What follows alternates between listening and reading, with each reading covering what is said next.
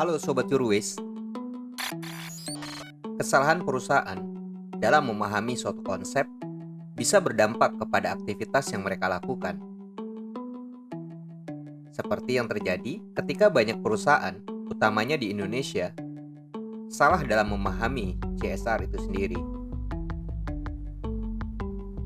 Kesalahan yang akan kita bahas pada video ini, yaitu ketika CSR dianggap sebagai after profit.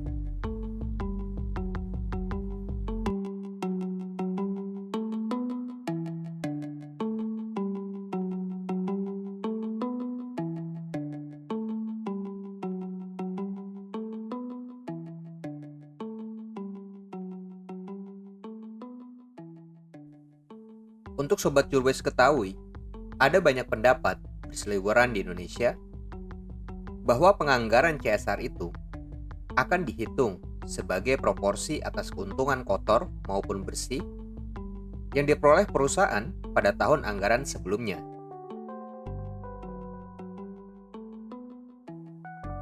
Sepertinya, ini memang menjadi cara pandang dominan banyak perusahaan. Jika logika itu yang akan kita pakai, maka semakin besar pendapatan atau keuntungan tahun lalu, maka pada tahun ini, anggaran untuk CSR akan dibuat semakin besar. Padahal, sudah lebih dari 1 dekade para pakar bersepakat bahwa kebutuhan anggaran CSR tidak bisa dihitung secara after profit.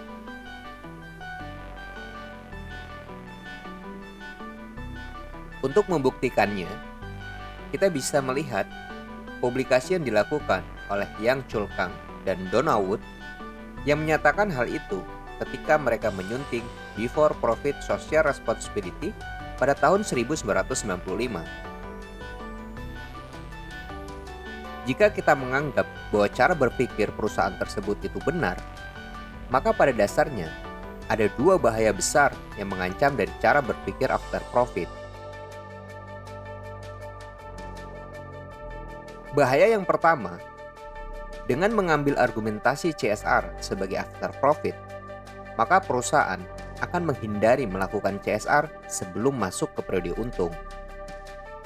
Nah, disinilah dampak negatif perusahaan bisa jadi sudah dimulai ketika perusahaan belum beroperasi. Misalnya masa eksplorasi dan konstruksi untuk kasus di industri ekstraktif. Padahal kalau kita cermati, sudah seharusnya CSR dilakukan oleh perusahaan tersebut bahkan sejak periode awal ketika ia bersinggungan dengan para pemangku kepentingannya.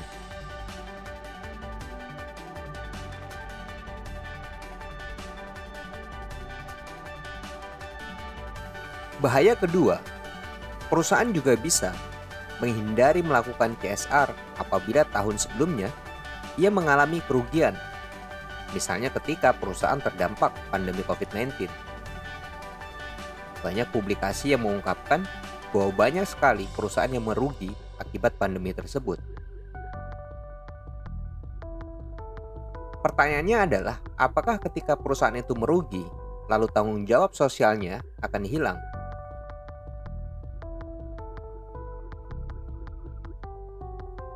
Secara logis bisa kita katakan, perusahaan harus melakukan bisnisnya secara bertanggung jawab, terlepas dari apakah perusahaan itu untung atau tidak.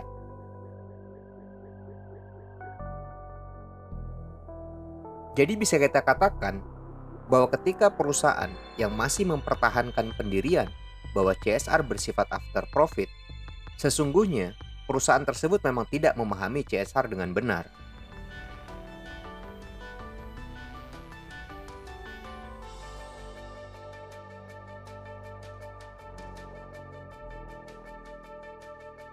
Jika kita telusuri beberapa referensi, banyak pengamat CSR yang telah menyatakan bahwa keuntungan perusahaan sesungguhnya adalah byproduct dari keberhasilan perusahaan untuk memuaskan kebutuhan dan keinginan sebagian besar, kalau bukan seluruh, dari para pemangku kepentingannya. Sehingga ketika keuntungan perusahaan itu mengecil atau perusahaan mengalami kerugian misalnya, Sesungguhnya itu merupakan pertanda bahwa banyak pemangku kepentingan yang tidak puas atas kinerja perusahaan tersebut. Salah satu contoh adalah investasi perusahaan dalam menyediakan kondisi kerja yang aman dan nyaman bagi para pekerja, serta pelatihan yang memadai akan membuat karyawan lebih produktif dan loyal, yang tentunya menghasilkan keuntungan yang lebih tinggi akibat biaya yang lebih rendah atau produk yang lebih baik. Konsekuensinya, perusahaan malahan harus menambah investasi CSR-nya kepada tahun berikut kalau mau memenuhi tuntutan pemangku kepentingan, bukan malahan mengecilkan atau menghilangkan dari tanggung jawab sosialnya. Nah, itu tadi pembahasan terkait CSR ketika dianggap sebagai after profit. Jika Anda ingin mengetahui kesalahan-kesalahan umum dalam memahami CSR, Anda dapat menyimak video selanjutnya.